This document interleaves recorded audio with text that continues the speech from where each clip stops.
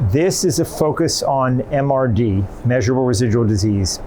We are using an assay that was more or less developed for this trial, highly sensitive for detection of the FLT3-ITD mutation.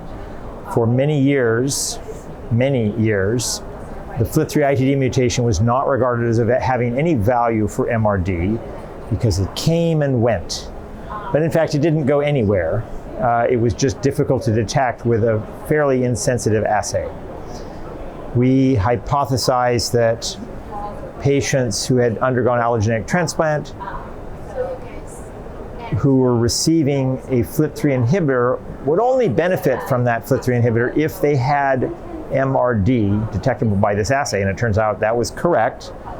But we wanted to use the assay to explore more the behavior of these clones that we were detecting.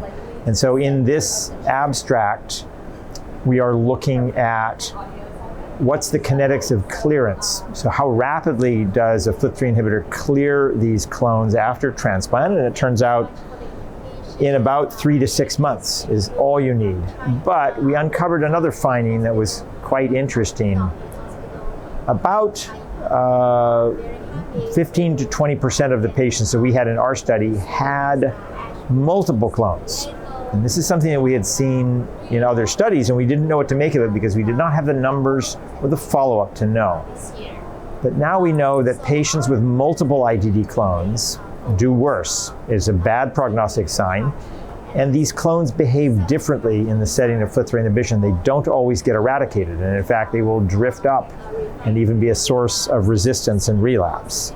So this is uncovering a facet of the biology of this disease that was not known, which is this subset of FLT3 mutant AML behaves very differently.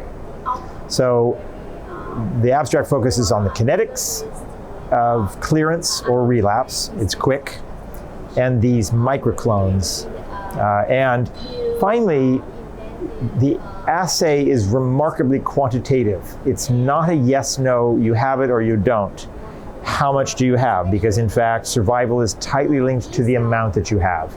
Less is better than a middle amount, is better than a lot.